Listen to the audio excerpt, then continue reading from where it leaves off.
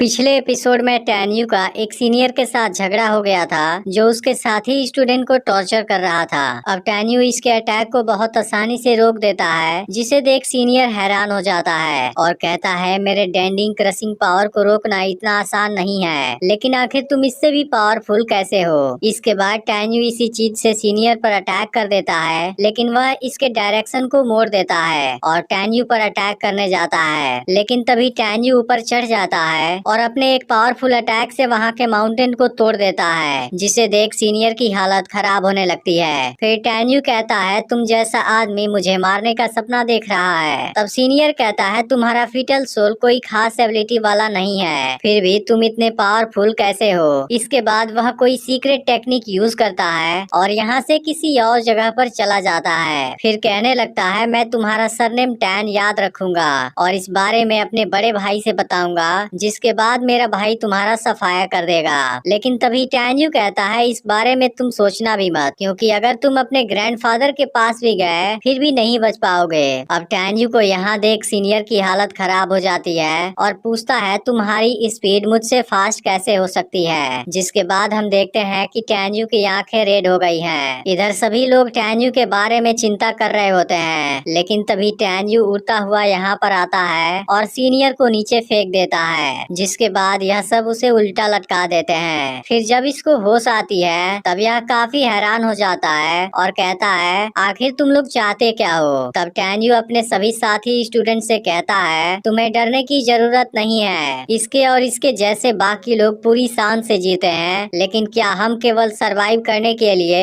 अपनी शान को छोड़ देंगे। कुछ समय के लिए तो यह सही है, लेकिन हम इसे हमेशा के लिए नहीं छोड़ सकते। अगर फिर भी तुम सब ऐसा करते हो इसका मतलब है तुम्हारा खून सूख चुका है और तुम्हारे अंदर कोई हिम्मत नहीं है। लेकिन अब अपॉर्चुनिटी तुम्हारे सामने है, तुम खुद को डरपोक साबित कर दो या फिर इस कोड़े को उठाओ और इस आदमी से अपने अपमान का बदला ले लो। यह बातें सुनने के बाद एक स्टूडेंट कोड़ा उठा लेता है, जिसे देख सीनियर की हालत खराब होने लगती है। लेकिन यह स्टूडेंट अब कुछ नहीं सोचता और अब अपना बदला लेने लगता है। फिर कहता है हमारी भी कुछ शान है और हम भी अपना रिस्पेक्ट चाहते हैं। तुम हमेशा हमें टॉर्चर नहीं कर सकते, तुम्हारे ही टॉर्चर करने की वजह से हमारा एक साथी मारा गया। यह सुनकर एक और स्टूडेंट आता है और टैन्यू को उसकी खोई हुई रिस्पेक्ट दिलाने के लिए थैंक यू बोलता है और फिर इसके ऊपर कोड़े से अटैक करने लगता है। यह देख बाकी स्टूडेंट के अंदर भी जोश आ जाता है और वो भी एक एक करके अपना बदला लेने लगते हैं। फिर यह सीनियर कहता है ऐसा करने की तुम्हारी हिम्मत कैसे हुई। मेरा नाम ली जी क्वान है और मेरा बड़ा भाई ली जियान है, जो तुम सभी को नहीं छोड़ेगा। फिर एक स्टूडेंट कहता है ली जियान 12 ओल्ड मास्टर का एक स्टूडेंट है, जिसके पास सेंगपिन स्पिरिट की क्वालिफिकेशन है और उसकी उम्र 109 साल है, जो पूरे 1000 स्टूडेंट में रैंक 9 पर आता है। इसके बाद टैन्यू जी क्वान के पास आता है। तब यह टैन्यू से कहता है मैं ली जियान का भाई हूँ, लेकिन टैन्यू इसे पनिशमेंट देने लगता है। जिसके बाद जी क्वान इसे रुक जाने के लिए कहता है। तब टैन्यू पूछता है तुम्हारे भाई ने मुझे मारने की साजिश क्यों रची थी। यह सुनकर जी क्वान समझ जाता है कि यह टैन्यू है और फिर कहता है मुझे इस बारे में नहीं पता।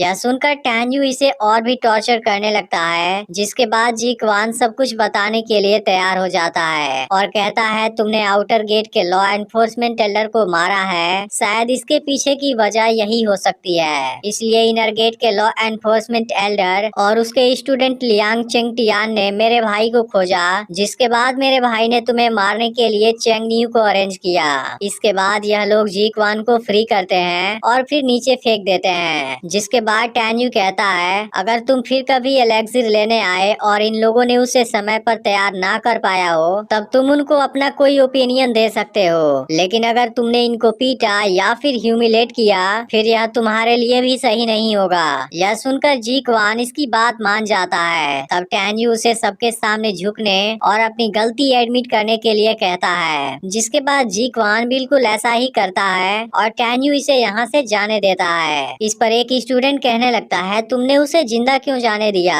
वह तुम्हारे लिए खतरा बन सकता है। तब टैन्यू कहता है उसने मुझे मारने की कोशिश नहीं की, फिर मैं उसे कैसे मार सकता हूँ, लेकिन अगर वह अगली बार मुझे मारने आया फिर मैं उसे ऐसा बिल्कुल करने दूंगा। वहीं जी क्वान किसी जगह पर पहुँच जाता है जहाँ से कोई बाहर आता है और जी क्वान के इस हालत को देख परेशान परेशान हो जाता है और इसी के साथ यह एपिसोड यहीं पर एंड हो जाता है।